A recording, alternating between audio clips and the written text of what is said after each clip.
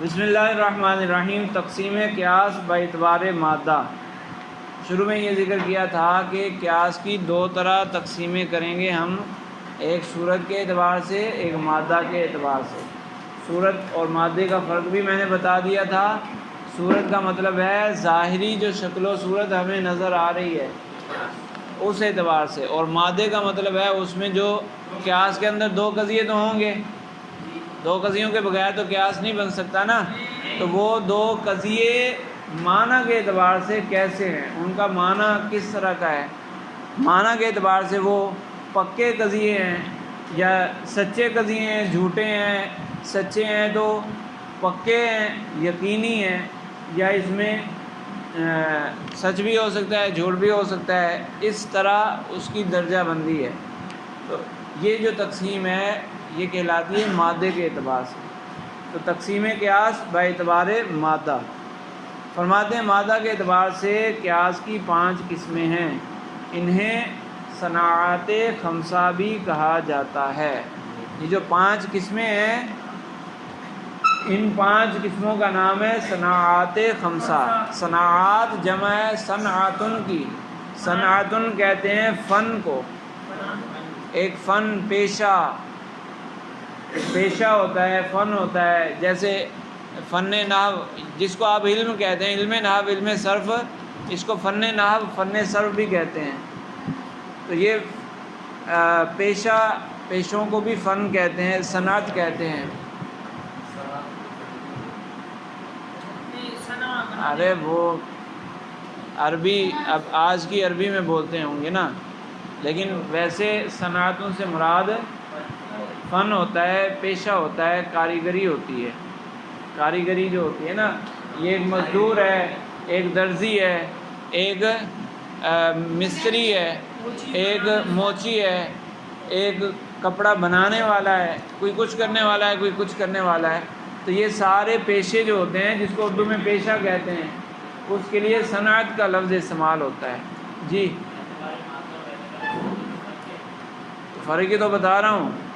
صورت میں ہم نے یہ دیکھا تھا کہ حرف استثناء اس میں موجود ہے یا نہیں۔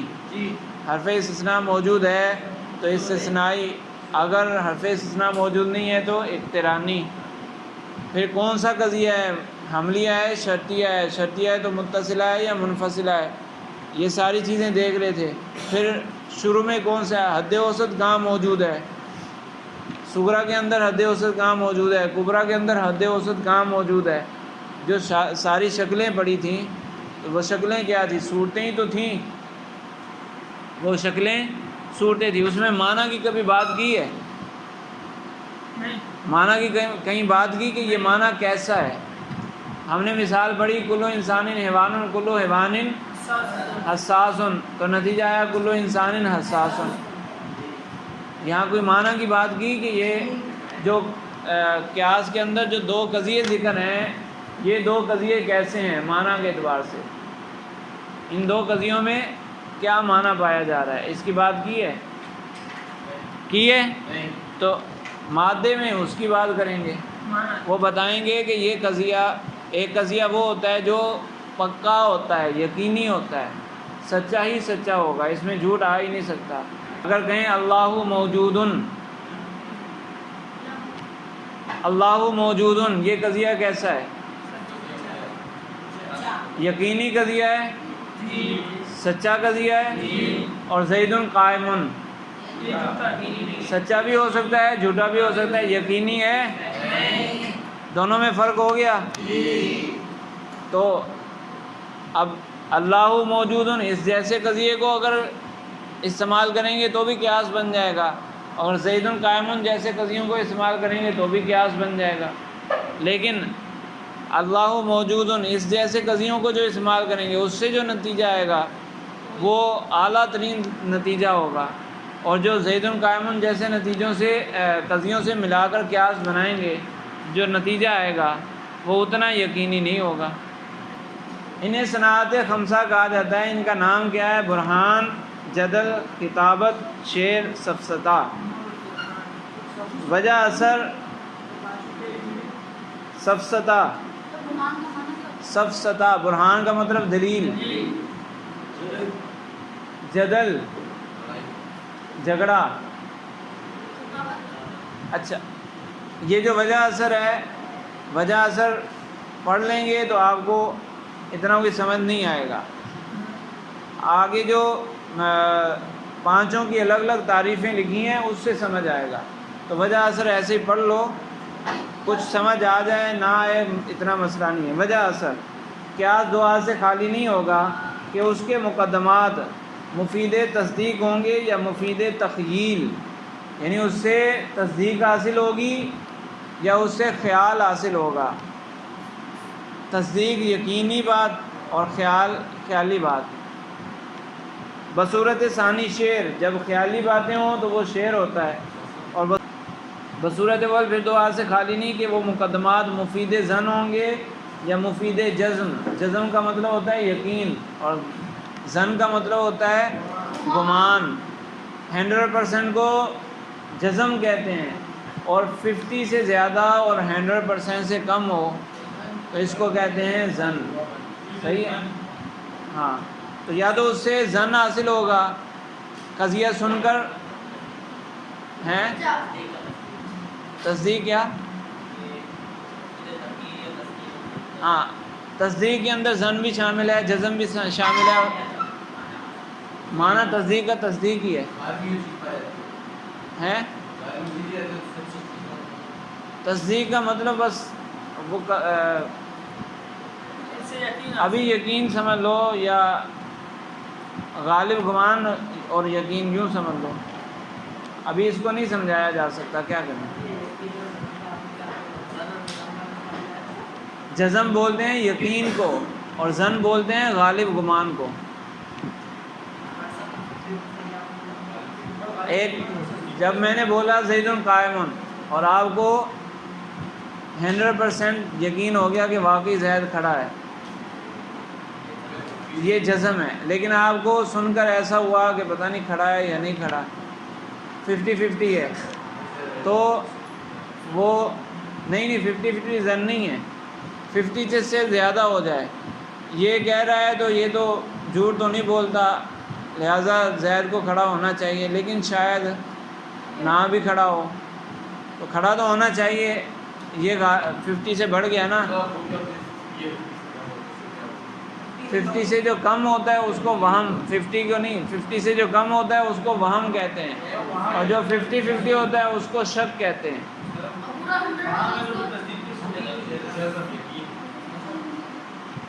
صبر کر لو. یہ جو باتیں آپ کچھ سوالات پوچھ رہے ہیں، یہ کچھ سوالات شرح تہذیب کے ہیں، تو اس لیے میں ابھی کیسے سمجھاؤں، بتاؤ آپ.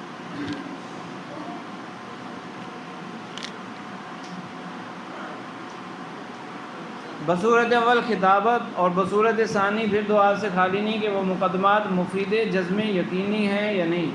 بصورت اول برہان اور بصورت ثانی پھر دعا سے خالی نہیں کہ ان مقدمات میں عوام کے عموم اعتراف اور تسلیم خصم کا اعتبار کیا گیا ہے یا نہیں. بصورت اول جدل اور بصورت ثانی سفسطہ. کچھ سمجھ نہیں آیا تو پھر آگے آ جاؤ. عریفات و امثلہ برہان وہ قیاس ہے جو قضایا یقینیہ سے مرکب ہو، چاہے تمام قضایا بدیہیہ ہوں یا تمام نظریہ ہوں یا بعض بدیہیہ اور بعض نظریہ ہوں. جیسے العالم متغیر اور کل متغیر حادث، تو نتیجہ آئے گا العالم حادث. اب اس میں العالم متغیر یہ قضیہ یقینی ہے، جس کو یقین نہیں آتا یقین دلوا دیا جائے گا. دیکھو تبدیلیاں آ رہی ہیں. ہاں وہ کئی ساری مثالیں دی تھی نا اس کی، تو وہ بتا دیا جائے گا کہ دیکھو عالم میں تبدیلیاں آ رہی ہیں. ایک گھر پہلے نہیں تھا پھر بن گیا، ایک خالی زمین تھی وہاں گھر بن گیا، خالی زمین تھی فصل لگ گئی، گھر بنا ہوا تھا گر گیا، فصل لگی ہوئی تھی فصل کٹ گئی. موسم آتے رہتے ہیں، یہ ساری تبدیلیاں آتی ہیں، تو عالم متغیر ہوا یا نہیں ہوا؟ یقین حاصل ہو گیا، یہ یقینی مقدمہ ہو گیا. اب اس میں شک ہو سکتا ہے؟ کچھ بھی نہیں ہو سکتا. تو یہ یقینی بات ہوگی. اور کل متغیر حادث یہ بھی یقینی ہے کہ جس میں تبدیلی آئے وہ حادث ہوتا ہے، جو پہلے نہ ہو. حادث کا مطلب پہلے نہ ہو بعد میں ہوگا. یہ بھی بات یقینی ہے.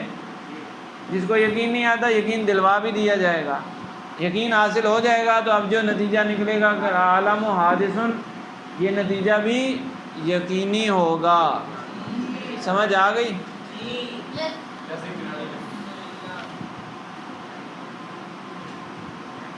نوٹ: جو قضایا صناعت خمسہ کی تعریفوں میں مذکور ہیں ان کی تعریفات و امثلہ کتاب کے آخر میں مواد اقیسہ کے عنوان کے تحت درج کر دی گئی ہیں۔ یہ جو کہا نا قضایا یقینیہ، اور آگے کچھ نام آئیں گے قضایا کے، وہ کیا ہوتے ہیں قضایا، اس کی مزید تفصیل آگے آ رہی ہے۔ تو جدل دوسری قسم صناعت خمسہ میں سے دوسری قسم ہے جدل۔ تو کہتے ہیں کہ وہ قیاس ہے جو قضایا مشہورہ یا مسلمہ سے مرکب ہو۔ اب قضایا مشہورہ کیا ہوتے ہیں، قضایا مسلمہ کیا ہوتے ہیں، وہ آگے آ رہا ہے، ٹھیک ہے۔ قضایا مشہورہ کس کو کہتے ہیں، مسلمہ کس کو کہتے ہیں، ابھی تھوڑا سا میں بتا دیتا ہوں۔ مشہورہ جو عوام میں مشہور ہیں یا کسی فن کے اندر مشہور ہیں، جیسے نحو کے اندر مشہور ہے نا کل فاعل مرفوع، یہ مشہور ہے۔ نحو کے اندر نہیں ہے کل فاعل مشہور، تو پھر ہاں یہ مشہور قضیہ ہو گیا۔ یا لوگوں کے درمیان مشہور کوئی بات مشہور ہوتی ہے، لوگوں کے درمیان بہت ساری باتیں مشہور ہوتی ہیں نا، تو وہ مشہور بات لے لی جائے۔ یہ مسلم کا مطلب ہے سامنے والا مان رہا ہو، جس کے سامنے آپ دلیل پیش کر رہے ہیں وہ مان رہا ہو اس کو، وہ اس کو مان لے، وہ مسلمہ ہوتے ہیں۔ جیسے کوئی کافر مسلمانوں پر اعتراض کرتے ہوئے اپنی دلیل میں قرآن پاک کی آیت پیش کرے تو مسلمان اس کا رد کر سکتا ہے، آیت کو منع کر سکتا ہے۔ ویسے تو اس کے اعتراض کا جواب تو دے دے گا، لیکن آیت وہ کیوں پیش کر رہا ہے، وہ کافر مسلمان کے سامنے آیت کیوں پیش کر رہا ہے؟ اس لیے کہ مسلمان مانتا ہے نا، یا مسلمان نے کسی کافر کو جواب دینا ہو، کسی عیسائی کو جواب دینا ہو، اس سے بات کرنی ہو، تو وہ دلیل میں عیسائی کے سامنے تو ریت پیش کرے گا۔ کیوں؟ کہ وہ سامنے والا تو مان رہا ہے نا۔ جیسے عیسائی کہتے ہیں، عیسائیوں کا ایک عقیدہ ہے نا، 3 خداؤں والا ان کا عقیدہ ہے، تو ان کا رد کرنا ہو تو توریت پیش کی جائے کہ دیکھو یہ توریت میں لکھا ہے کہ اللہ ایک ہے، تو پھر سامنے والا مانے گا کہ نہیں اس کو کہتے ہیں مسلمہ، یعنی سامنے والا بندہ مانتا ہو۔ جیسے القسم، بیویوں کے درمیان تقسیم کرنا، برابری کرنا، یہ عدل ہے۔ وَكُلُّ عَدْلٍ حَسَنٌ، اور ہر عدل اچھا ہوتا ہے، لہٰذا فالقسم بین الزوجات حسن، تو بیویوں کے درمیان تقسیم کرنا، برابر برابر چیزیں سب کو تقسیم کرنا، یہ اچھا ہے۔ بس کرو۔ خطابت وہ قیاس ہے جو قضایا مقبولہ یا مظنونہ سے مرکب ہو۔ مقبولہ یا مظنونہ سے، مقبولہ کا مطلب لوگ اس کو قبول کر لیں، اور مظنونہ یعنی غالب گمان۔ جیسے مثال ہے زید یطوف باللیل مختفیا فی سکک البلد، زید رات کو شہر کی گلیوں میں چھپ چھپ کے گھومتا ہے۔ بس او بھائی ادھر توجہ دو، چھپ چھپ کر گھومتا ہے۔ وَكُلُّ مَن يَطُوفُ بِاللَّيْلِ مُخْتَفِيًا فِي سِكَكِ الْبَلَدِ فَهُوَ سَارِقٌ، جو رات کے وقت گلیوں میں چھپ چھپ کر گھومتا ہو وہ چور ہوتا ہے۔ تو یہ جو دوسرا قضیہ ہے کہ جو رات کو چھپ چھپ کر گلیوں میں گھومتا ہو تو ظنی ہے کہ غالب گمان ہے کہ رات کے وقت بھی اس کو چھپ چھپ کر چلنے کی ضرورت کیوں پیش آئی۔ تو اکثر ایسا ہی ہوتا ہے کہ جو چور ہوگا وہی چھپ چھپ کر چلے گا نا۔ تو یہ ہو گیا قضیہ مظنونہ، یقینی نہیں ہے، یہ یقینی نہیں ہے، یہ بھی تو ہو سکتا ہے کہ زید لوگوں کی خدمت کے لیے، جس طرح حضرت عمر رضی اللہ عنہ کے واقعات ہیں، دیگر صحابہ کے واقعات ہیں کہ وہ چھپ چھپ کر لوگوں کی مدد کرتے تھے، تو وہ چور تھے۔ تو اکثر عوام میں یہی ہوتا ہے کہ جو اس طرح چھپ چھپ کے چل رہا ہو تو سمجھا جاتا ہے کہ یہ چور ہوگا، ہیں؟ یہ تو نتیجہ نکلا ہے نا، ہیں؟ یہ نتیجہ مظنون ہے، گمان کر لیا کہ یہ زید چور ہے، لیکن یہ ہمیشہ سچا ہوگا؟ اگر اس نے ثابت کر دیا دلیل سے کہ میں تو فلاں کو کھانا پانی دینے گیا تھا، تو پھر وہ چوری ثابت ہو جائے گی، چور ہونا ثابت ہو جائے گا۔